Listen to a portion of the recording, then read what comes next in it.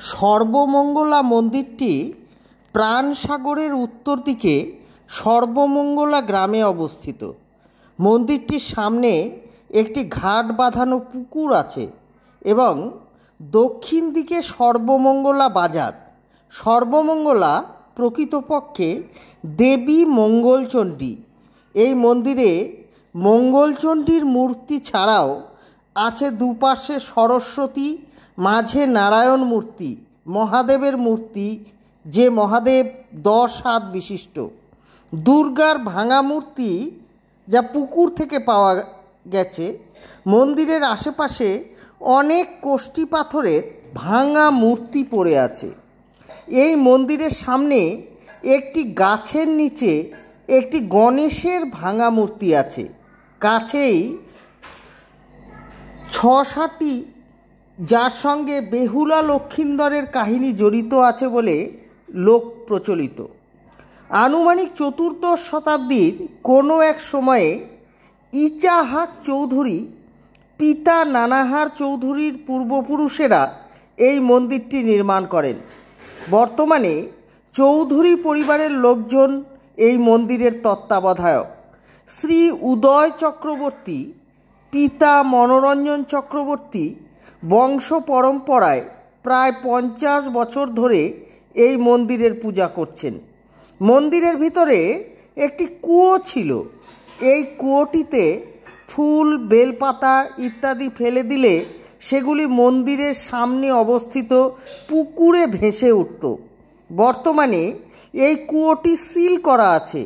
অনেক জিনিসপত্র রক্ষণাবেক্ষণের অভাবে নষ্ট হয়ে গেছে। এই মন্দিরের পূজাকে কেন্দ্র করে সর্বধর্মের সমন্বয় ঘটে। প্রতি বছর বৈশাখ মাসের প্রথম মঙ্গলবার দেবীর পূজা হয় এবং সেই উপলক্ষে মেলা ও 4 দিন 4 রাত নামযজ্ঞ হয়। বহুদূর থেকে দর্শনার্থীরা এখানে আসেন দেবী দর্শনে। পূজার সময় 20-25টি পাঠা বলি হয় এবং প্রচুর প্রসাদ ও সোনার অলঙ্কার পড়ে। প্রথমে চৌধুরী পরিবার থেকে পূজা দেওয়া হয় এবং তারপর অন্যান্যরা পূজা দেন। পূজার দিন ভর হয়ে থাকে। এখানকার ভক্তবৃন্দের মুখে দেবীর অলৌকিক কাহিনী প্রচলিত আছে যে বহু বছর আগে একজন শাঁখা বিক্রেতা এই গ্রামে শাঁখা বিক্রি করতে আসেন। ছদ্মবেশী দেবী শাঁখা পড়েন কিন্তু দাম দেন না। দামের কথা বললে দেবী চৌধুরী বাড়ি দেখিয়ে দিয়ে বাবার কাছ থেকে নিতে বলেন। শাঁখা বিক্রেতা বাবার কাছে টাকা চাইতে তিনি অবাক হয়ে যান। বাবা অনেক খোঁজাখুঁজি করে তার মেয়ের কিন্তু আর সন্ধান পান না। পরে পুকুরের মধ্যে থেকে 2 হাত তুলে দেবী শাঁখা সমেত হাত দেখান। পরে তিনি শাঁখারির দাম মিটিয়ে দেন। দেবী পুকুরে অদৃশ্য হয়ে যান। তারপর থেকে এখানে দেবীর পূজা প্রচলিত হয়। আজ থেকে প্রায় 15-16 বছর পূর্বে কিছু দুষ্কৃতী মন্দিরের বিগ্রহটি চুরি করে। গঙ্গারামপুর থানার হালদার বাবুর নেতৃত্বে বিগ্রহটি উদ্ধার হয়। সরকারি সম্পত্তি ভেবে থানা মূর্তিটি ফেরত দিতে অস্বীকার করে।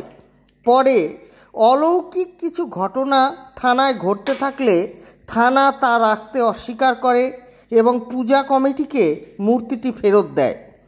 যে বছর মূর্তিটি চুরি হয় সেই বছর এখানকার হিন্দু মুসলিম ভক্ত মূর্তি ফেরত পাবার আকাঙ্ক্ষায় 3-4 বার দেবীর পূজার আয়োজন করেন।